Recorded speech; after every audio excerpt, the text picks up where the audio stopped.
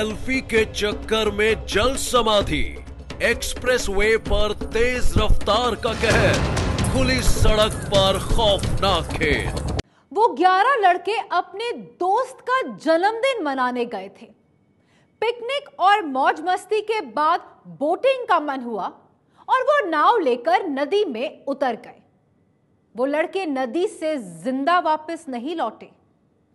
सच्ची घटना में आज सबसे पहले देखिए सेल्फी के लिए 11 दोस्तों की जल समाधि। सेल्फी के लिए दांव पर जिंदगी।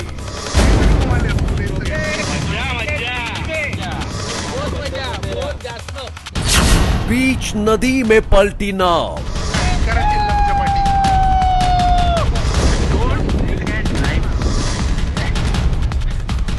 ग्यारह दोस्तों की आखिरी सेल्फी। क्या बताओ, क्या मजा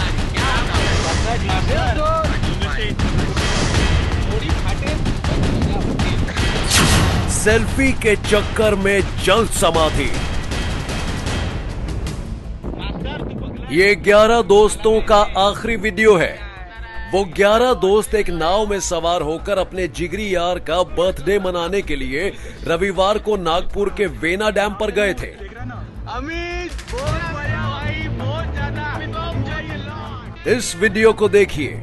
सभी दोस्तों के चेहरे हंसते मुस्कुराते और खिलखिलाते नजर आ रहे हैं।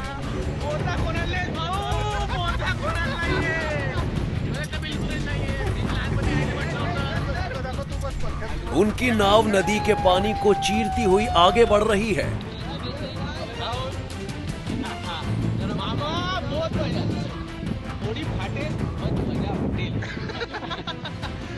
और नाव में सवार ये नौजवान बर्थडे के जश्न में डूबे थे। कोई अपने मोबाइल फोन से वीडियो तैयार कर रहा था तो कोई सेल्फी लेने में मशगूल था।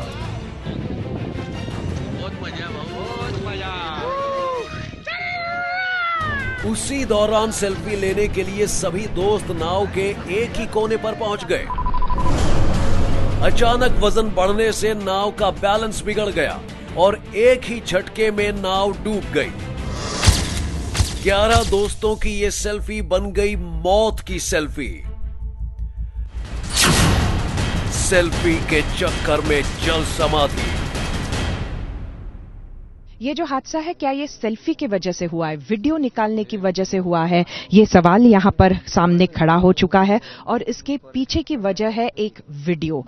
ये वीडियो जो है वो फेसबुक पर अपलोड हुआ था बिल्कुल पानी के बीच से। किसने ये अपलोड किया था? हमारे साथ में मित्र है, किसने ये अपलोड किया था और कितने बजे ये हुआ था? पंकज डोबड़े नाम है उसका और 6:50 को हुआ था शाम के। और क्या उसमें लिखा हुआ था? पानी रे पानी तेरा रंग कैसा। ये दर्दनाक हादसा रविवार शाम लगभग 5:30 बजे का है। हादसे का शिकार बने लोग अपने दोस्त का जन्मदिन मनाने के लिए पिकनिक पर निकले थे। दिन भर मौज मस्ती के बाद शाम तकरीबन 5:30 बजे उन लोगों ने नागपुर में गोंडखैरी के पास वेना नदी में बोटिंग करने का फैसला किया।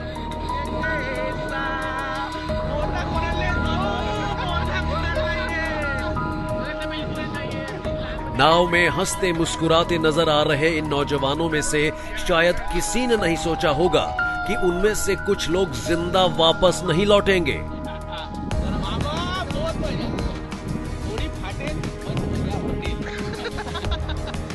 जिनमें से 3 लड़के तो तैरकर बाहर निकल आए, लेकिन उनके 8 दोस्तों की वहीं जल समाधि बन गई।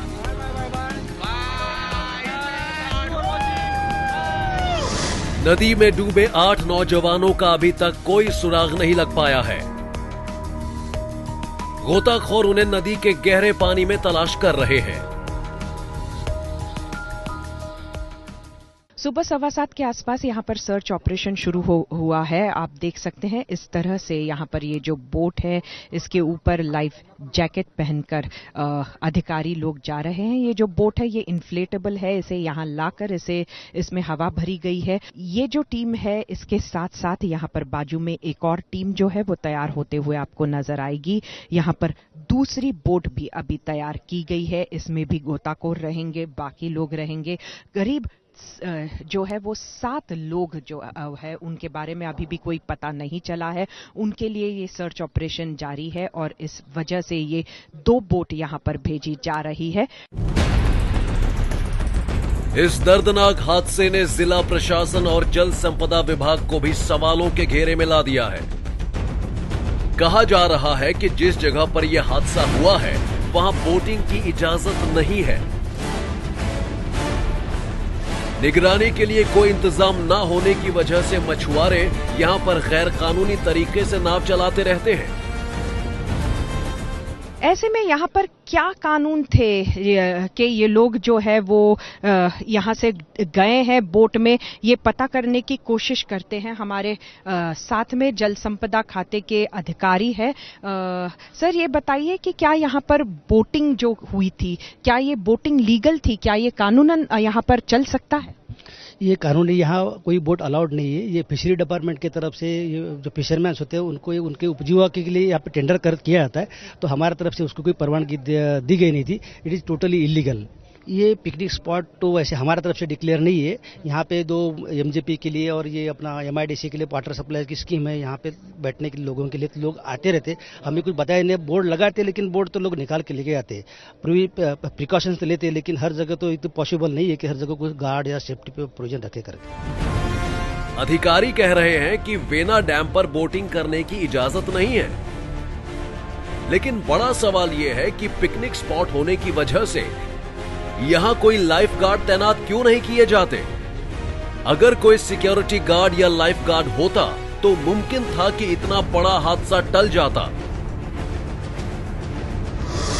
सेल्फी के चक्कर में जान गंवाने वाले नौजवानों की पहचान राहुल जाधव, अंकित अरुण भोसकर, परेश कोटके, अतुल भोयर, पंकज डोईफोड़े, प्रतीक आमड़े, रोशन सनेश्वर खांदोर और अक्षय मोहन खांदोर के रूप में हुई है। सर्च ऑपरेशन के दौरान अभी तक 6 नौजवानों की लाश निकाली जा चुकी है, जबकि बाकी की तलाश अब भी जारी है। ये खौफनाक हादसा सेल्फी के शौकीनों के लिए एक सबक है। सेल्फी लेते समय कई बार लोग जाने अनजाने अपनी जान जोखिम में डाल देते हैं, जैसा कि इस मामले में हुआ है। आपने देखा कि कैसे जन्मदिन की पार्टी और मस्ती पलक झपकते ही मौत के मातम में बदल गई। जरा सी चूक की वजह से 8 परिवारों के चिराग बुझ गए। सच्ची घटना के लिए नागपुर से सरिता कौशिक की रिपोर्ट।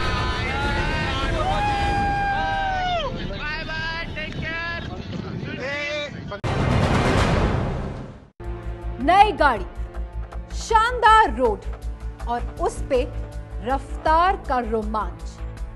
2 गाड़ियां हवा से बातें कर रही थी और तभी अचानक जो हुआ उसने हर किसी को दहला दिया। एक्सप्रेसवे पर दौड़ रही गाड़ियों की रेस कैसे बन गई मौत की रेस, ये आप भी देख लीजिए।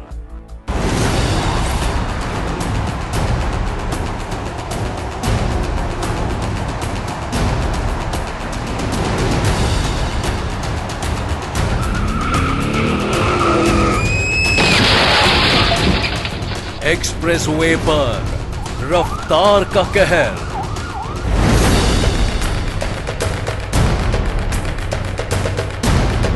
एक एक करके 3 गाड़ियों की टक्कर।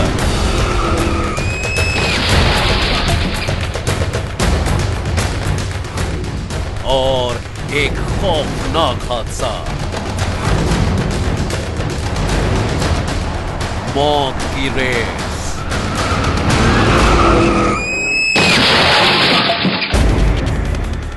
दिल दहला देने वाले खौफनाक हादसे की यही कहानी है।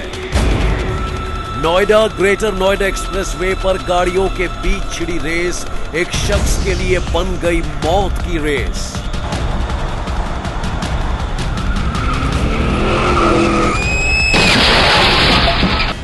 हादसा रविवार को हुआ जब नोएडा सेक्टर 135 के पास 2 कारों में हो रही रेस मौत की रेस में तब्दील हो गई। दरअसल सड़क पर पूरी रफ्तार से दौड़ी जा रही थी महंगी कार लैम्बोर्गिनी। उसी दौरान पीछे से आ रही एक स्विफ्ट डिजायर के ड्राइवर ने लैम्बोर्गिनी से आगे निकलने की कोशिश की। आगे निकलने के चक्कर में दोनों गाड़ियों के बीच रेस शुरू हो गई। दोनों कारें हवा में फर्राटे भरती हुई एक दूसरे से आगे निकलना चाह रही थी, लेकिन इसी बीच तेज रफ्तार डिजायर अनियंत्रित हो गई। उसकी टक्कर लैम्बोर्गिनी कार से हो गई। एक बार जब लैम्बोर्गिनी कार का बैलेंस बिगड़ा तो फिर तो उसने साथ चल रही मारुति इको कार को जोरदार टक्कर मारी। टक्कर ऐसी थी कि मारुति इको हवा में कलाबाजियां खाते हुए हाईवे से सटे नाले में जा गिरी। मारुति इको कार को दिल्ली का रहने वाला अरशद नाम का शख्स चला रहा था। अरशद अपनी कार के साथ नाले में बुरी तरह फंस गया। खौफनाक हादसे की खबर जब पुलिस को मिली तो उसने अरशद को कार से निकालकर हॉस्पिटल में एडमिट कराया, लेकिन तब तक उसकी सांसें थम चुकी थी। हाँ, अबाउट 30 साल के आसपास का एक कोई लड़का था। उसको कोई लोकल यहाँ पे जो पासर भाई वो लेके आए थे। तो यहाँ पे लेके आए तो कुछ पल्स नहीं थी उसकी, मतलब यहाँ पे उसकी डेथ हो चुकी थी यहाँ आने के पहले ही। तो सर में कुछ गहरी चोट आई थी, दोनों कान से तो खून निकल रहा था उसकी। ठीक है, तो हमने ट्राई किया हमने सेव करने का, लेकिन सेव कर नहीं पाए। मतलब हॉस्पिटल आने से पहले ही उसकी डेथ हो चुकी थी। टक्कर मारने के बाद लैम्बोर्गिनी कार हवा से बातें करते हुए वहां से गायब हो गई, लेकिन स्विफ्ट डिजायर कार डिवाइडर से टक्कर के बाद रुक गई। पुलिस ने कार के ड्राइवर को गिरफ्तार कर लिया है। पकड़े जाने के बाद वो खुद को निर्दोष बता रहा है। लिमोजिन कार जा रही थी, वो लिमोजिन कार भाग रही थी स्पीड से, उनकी गाड़ी आती थी।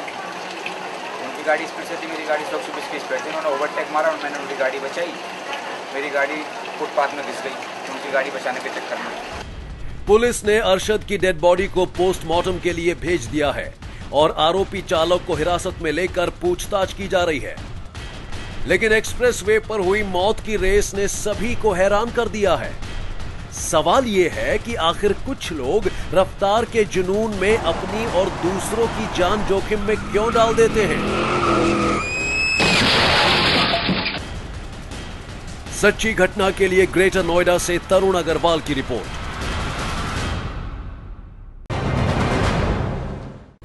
बीच सड़क पर कुछ घोड़े दौड़ रहे थे। घुड़सवारों के बीच एक दूसरे से आगे निकलने की होड़ लगी हुई थी और घोड़ों के आसपास से गुजर रही थी कारें, मोटरसाइकिल और दूसरी गाड़ियां। ये तस्वीरें देखकर आप भी हैरान रह जाएंगे। सांसें थामने वाली घोड़ों की दौड़। हर घोड़े पर लाखों के दांव। घुड़दौड़ की ऐसी तस्वीरें या तो आपने फिल्मों में देखी होंगी या फिर बेंगलुरु और मैसूर के बड़े बड़े क्लबों में। इन क्लबों में हर साल करोड़ों का सट्टा खेला जाता है। दौड़ जीतने वाले तमाम घोड़ों पर बड़े बड़े दांव लगाए जाते हैं। लेकिन अब पहली बार देखिए बीच सड़क पर घोड़ों की दौड़। पहली बार देखिए ट्रैफिक के बीच सड़क पर दौड़ते घोड़ों पर कैसे लगाया जाता है सट्टा।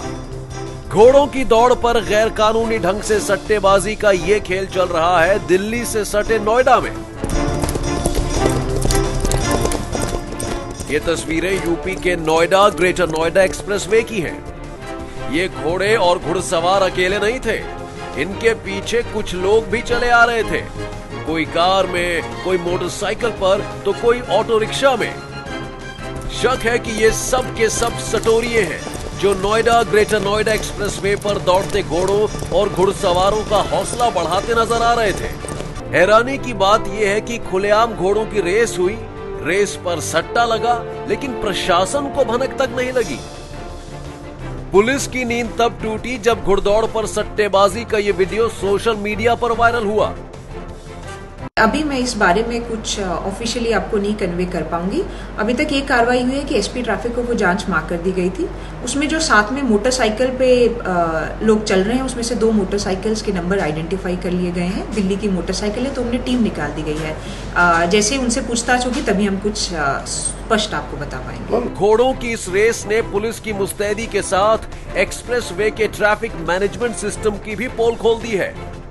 कायदे कानून की खुलेआम धज्जियां उड़ाने वाले इन लोगों के खिलाफ अभी तक कोई कार्रवाई नहीं हुई है। सच्ची घटना के लिए नोएडा से बलराम पांडेय की रिपोर्ट।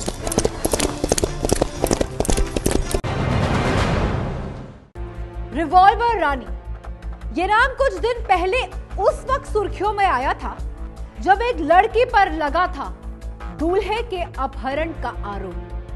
रिवॉल्वर की नोक पर दूल्हे को अगवा करने का आरोप। और अब एक बार फिर सामने आई है रिवॉल्वर रानी की एक नई कहानी।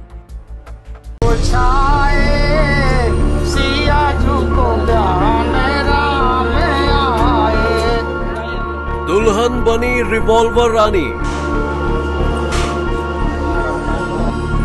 प्रेमी के साथ मंदिर में लिए 7 फेरे।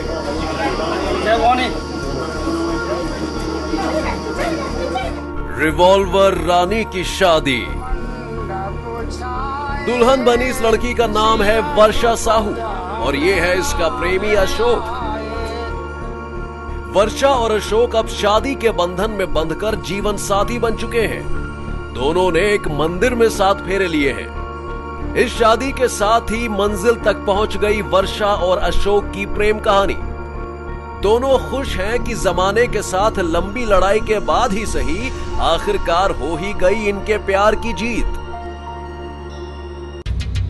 हमीरपुर की इस लड़की का नाम वैसे तो वर्षा साहू है, लेकिन पिछले कुछ दिनों से लोग इसे रिवॉल्वर रानी के नाम से जानते पहचानते हैं। यह लड़की रातों रात उस समय सुर्खियों में आई थी जब वर्षा ने रिवॉल्वर की नोक पर अपने प्रेमी अशोक को शादी के मंडप से अगवा कर लिया था। वर्षा अशोक से प्यार करती थी और जब उसे पता चला कि अशोक उसे छोड़कर किसी और लड़की से शादी करने वाला है, तो ये रिवॉल्वर लेकर सीधे शादी के मंडप में ही पहुंच गई थी। इसके बाद तो ऐसा हंगामा हुआ कि पुलिस बुलाने की नौबत आ गई थी। शादी ब्याह का मामला थाने कचहरी तक पहुंच गया था। सच्ची घटना के लिए हमीरपुर से अभय निगम की रिपोर्ट। सच्ची घटना में आज बस इतना ही। मैं कल फिर आऊंगी आपके शहर की कुछ और सच्ची घटनाएं लेकर। तब तक देखते रहिए एबीपी न्यूज। ये है एबीपी न्यूज, आपको रखे आगे।